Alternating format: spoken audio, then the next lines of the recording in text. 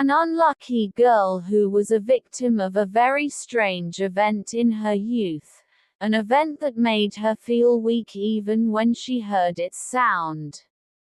Michel Almany's English is one of the few that is still followed by researchers and news outlets today.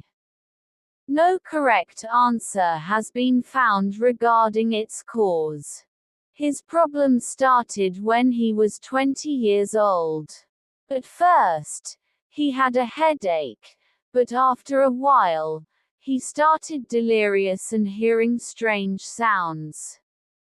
Over the course of 6 months, he was seen by 12 doctors, and none of them could figure out the exact reason for his behavior in 2 weeks. They did not show themselves. His very strange point was his escape from the Bible and all the sign of the cross. This made the mother think that she was possessed by the devil. At first the bishop of the church refused to see her. But finally he saw him and decided to perform his desired actions on him for 10 months along with 2 other priests. Michel said every day that evil faces. He sees and hears a voice saying that he will burn in hell. He would suddenly get nervous and attack, go under the table and bark at the wall like a dog.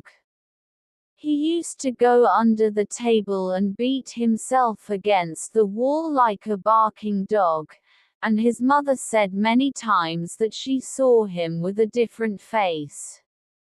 In 1975, Bishop Joseph Stang sent his representative, Arnold Renz, for several stages of purification, but in complete secrecy. His healing progressed very slowly, and other media were not allowed to photograph, but from outside the house. Michael's very loud and frightening screams and his strange and sometimes very bad words were heard. His mother later told of his escape from the cross and his screams when he was healed by holy water. Michel died in 1976 at the age of 23.